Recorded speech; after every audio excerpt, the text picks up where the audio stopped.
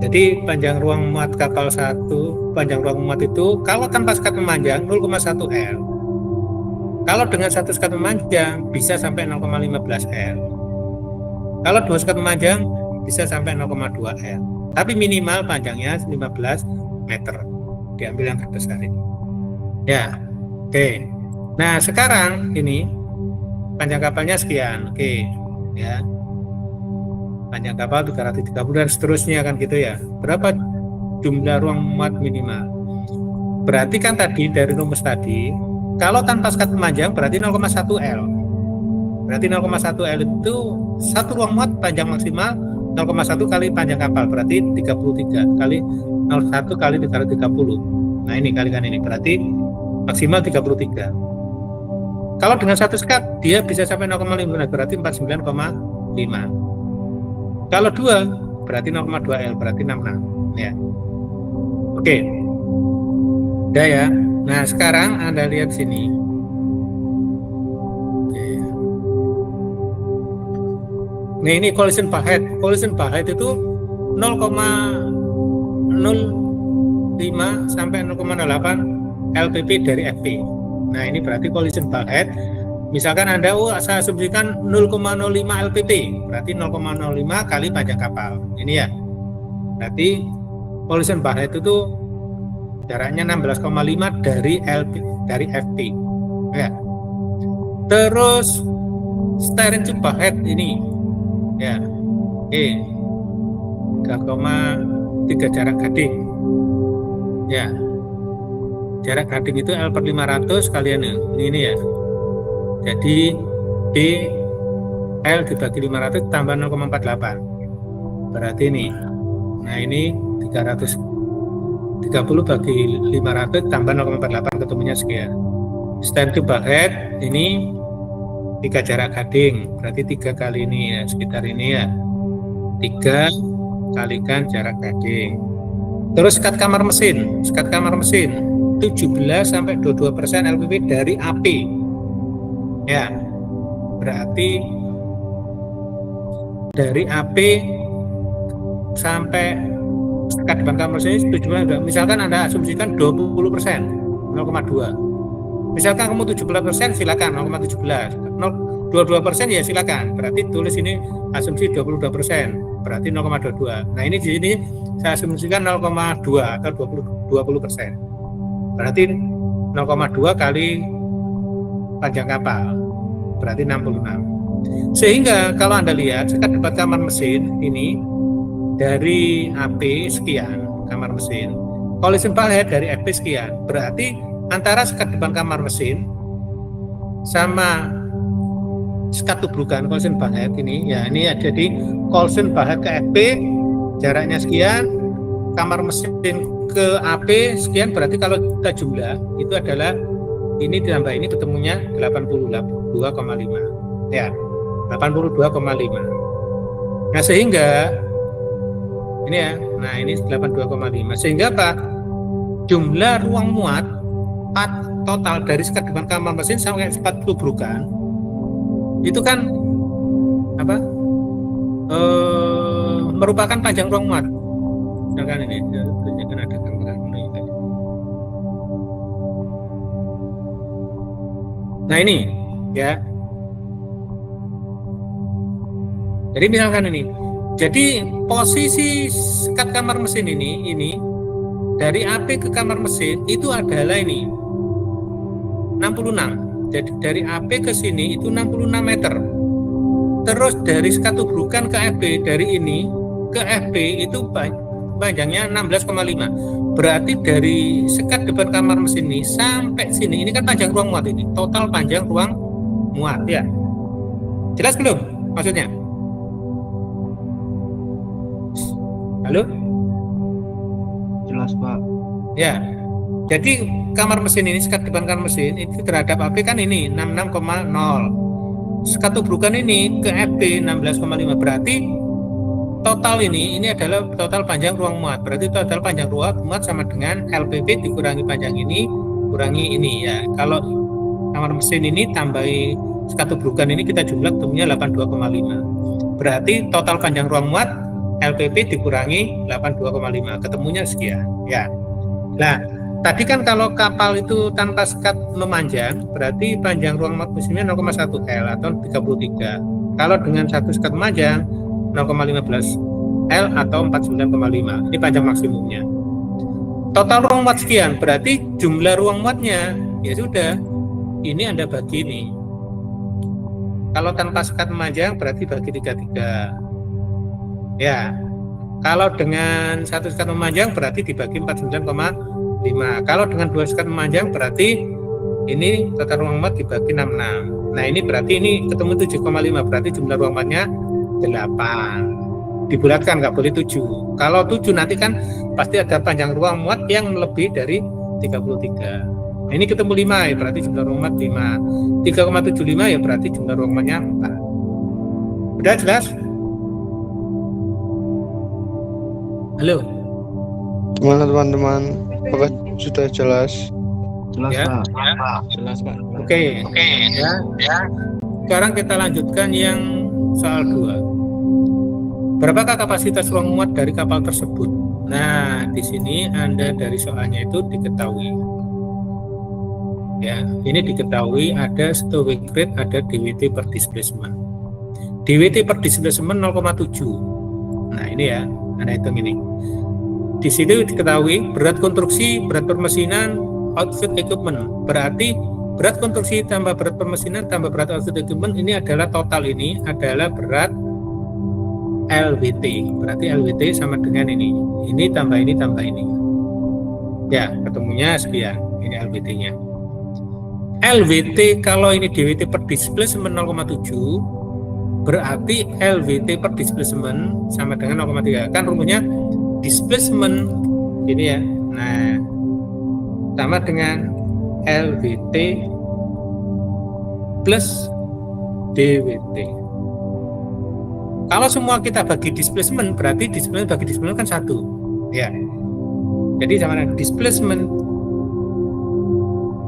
dibagi displacement sama dengan LWT dibagi displacement ditambah DWT dibagi displacement. Ini ya.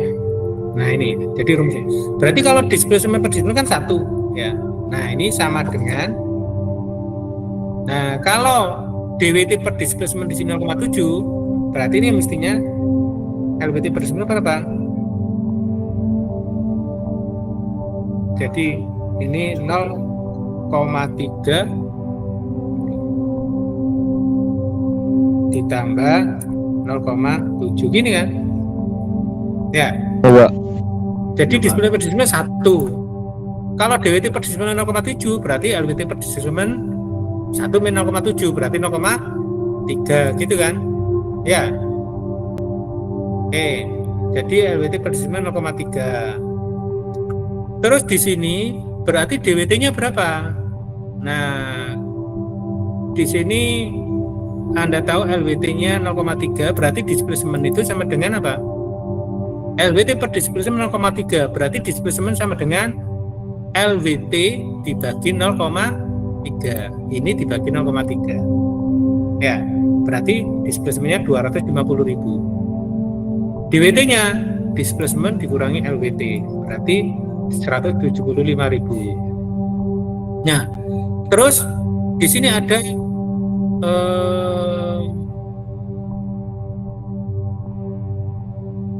nih volume ruang muat. Anda di sini diketahui ada stowage rate. Ya, stowage rate itu rumusnya apa? Kapasitas ruang muat dibagi DWT kan gitu kan ya. Nah ini. Jadi kalau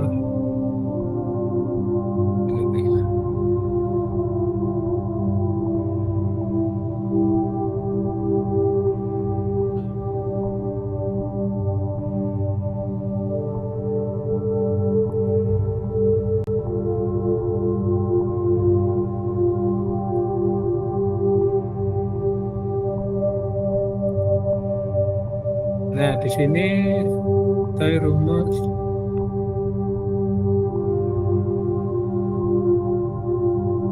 nah ini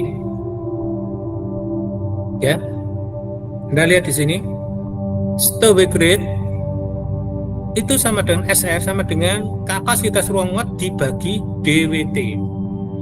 Kalau cargo koefisien, kapasitas ruang muat dibagi payload atau berat muatan. Ini ya. Jadi SR diketahui kan stowage rate-nya 1,2, cargo koefisiennya 1,3. Nah, di sini diketahui DWT-nya sekian. Berarti kapasitas ruang muat apa? Berarti sama dengan DWT kali ini. Ya. SR kan kapasitas ruang muat dibagi DWT. Jadi saya tulis ini VR SR sama dengan VR dibagi DWT. Gini kan? Berarti volume ruang muat sama dengan stowage rate dikalikan DWT. Nah ini berarti volume ruang muat sama dengan DWT dikalikan stowage rate. Ya, oke. Berat muatan CC sama dengan VR dibagi W kargo, berat muatan. Ya.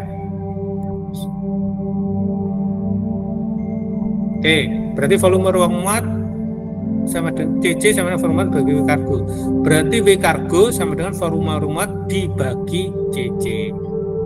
Ya, nah ini berarti Anda lihat volume ruang muat sama dengan stowage rate dikalikan DWT. Cargo koefisien berarti volume ruang muat dibagi CC. Bagi 1,3 berarti ketemu sekian. Ya, jelas? Jelas, Pak. Ya, oke. Terus kita lanjut di sini. Nah, berarti stowage rate volume ruang muat dibagi DWT. Berarti volume ruang muat stowage rate kalikan DWT. Berarti 210.000 pangkat 3. Nah, ini ya. Di soalnya. Mana ya? Nah, ini ya. Berapa kapasitas ruang muat? Berarti kapasitas ruang muatnya adalah ini 210.000 meter kubik. Ya. Oke, sekarang berapa berat muatan maksimum dari kapal tersebut? Nah, ini tadi kan rumusnya. Cargo koefisien sama dengan volume ruang muat ya dibagi W cargo. Berarti W cargo sama dengan volume ruang muat. Nah, ini dibagi cargo koefisien sama dengan 161. Nah, ini dibagi cargo koefisiennya 1,3. Berarti ketemunya berat muatan maksimumnya 161,538. 161.538,46 ton. Oke. Sampai sini ada yang ditanyakan?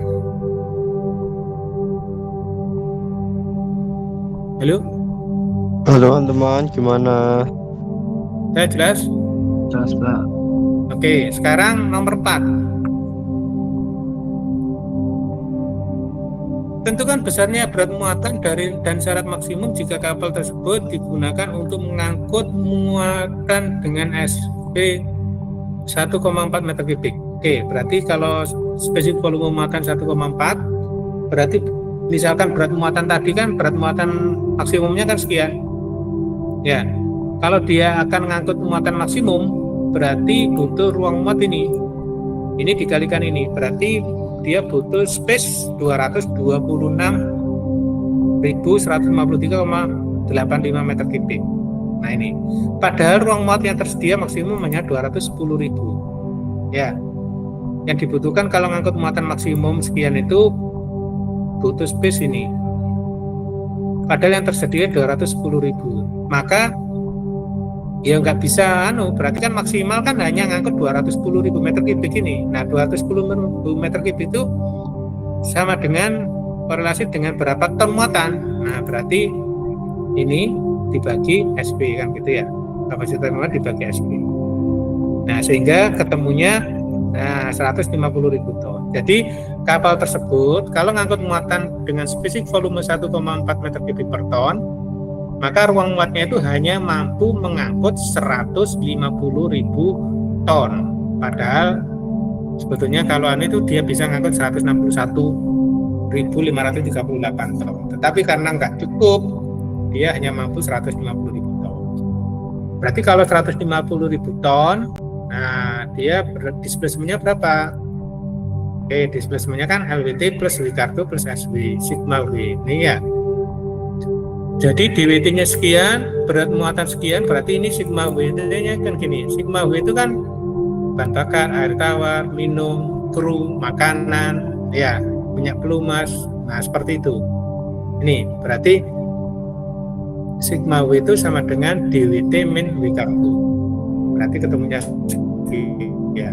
Nah, berarti untuk displacement ini karena muatannya hanya ngangkut 150.000 meter kubik saja, berarti kapal itu hanya ngangkut, nah ini LWT-nya sekian, sigma W-nya sekian, berarti berat muatannya hanya 150.000 meter kubik. Nah, berarti hanya displacement-nya 238,461 ton.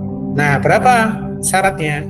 Displacement kan sama dengan CB kali L kali B kali T kali 1,025. Berarti T sama dengan, nah ini displacement dibagi TB dikalikan L dikalikan B kali 1,025. Ya, ini berarti T-nya 19,08. Padahal kapal penuh kan berapa ini? 20 meter. Karena dia nggak bisa ngangkut muatan maksimum, nggak bisa angkat sekian, hanya mampu ini. Sehingga syaratnya itu hanya 19,08. Oke, ada yang tanyakan? Sudah jelas? Jelas Pak. Oke. Nah, sekarang kalau kapal itu ngangkut mempunyai speed volume 0,8. Ini. Jadi speed volume muatan itu 0,8 meter kubik per ton. Berat muatan, nah ini berat muatan total tadi kan 161 ini. 5.000 kan. Nah, kalau dia punya speed volume sekian, berarti ruang muat yang dibutuhkan berapa? Nah, ini berarti ruang muat yang dibutuhkan W cargo kali SV. Nah, berarti 129.230,7 meter kubik. Nah, yang tersedia 210.000 meter kubik. Berarti apa? Ruang muatnya mencukupi. Sehingga kapal tersebut bisa ngangkut muatan maksimum. Mereka tidak bisa karena muatannya sudah maksimum, meskipun ruang muatnya itu kan sebetulnya kan ada yang kosong ini. Kalau Anda perhatikan di sini ya. Nah, ini yang tersedia itu adalah 210.000. Berarti yang kosong berapa? Yang kosong itu ini dikurangi ini. Nah, ini kan. Ya.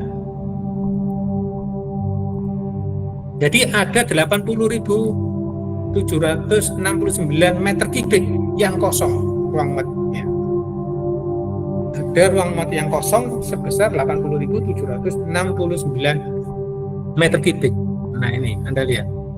Tetapi ini nggak bisa diisi lagi. Kenapa? Karena muatannya sudah maksimum. Ya. Jadi di sini ruang muat tidak terisi penuh, ada ruangan kosong sekian, tapi berat muatan sudah maksimal. Jadi W cargo-nya maksimal 161.538 ton. Displacement-nya berarti ya sama dengan displacement maksimal. Berarti LWT W cargo. Nah, ini ya. Tuh. Ya, ini sama dengan, nah ini W cargo ditambah LWT ditambah sigma W. Nah, ini. Nah, berarti apa ini syaratnya sama dengan syarat maksimum. Tuh, ini syarat maksimum apa? Oke, sampai sini ada yang tanyakan, silakan. Ya. Nah, ini nanti Anda tulis lagi, Anda kerjakan lagi, dikumpulkan, upload di LMS ya. Baik Pak. Tapi belum ditutup ya Pak? Apanya? Tempat uploadnya. Contohnya kapan, Pak? Belum. Kayaknya belum. Oh iya Pak. Untuk hari ini dan besok jangan ditutup dulu ya Pak LMS-nya, soalnya belum dipelajari atau di screenshotin. Semua DA itu saya buka sampai Juli. Tanggal berapa Pak? Juli tanggal berapa? Nanti Anda buka ya, Anda cek ya. Pokoknya kayaknya minggu depan, Jumat paling. sampai baik, Maret Pak.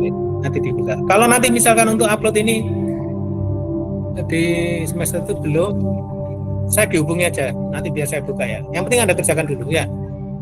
Baik, Pak. Terima kasih, Nanti Pak. kalau nggak bisa upload ini Anda, Pak, saya mau upload perbaikan ETS, belum bisa, mohon dibuka ya, nanti saya bukanya ya. Ya, Pak. Oke, itu yang mungkin bisa saya sampaikan ya. Jika ada lagi yang ditanyakan, silakan. Cukup Pak. Oke, cukup ya. Terima kasih atas perhatian. Mohon maaf kalau ada hal yang kurang berkenan.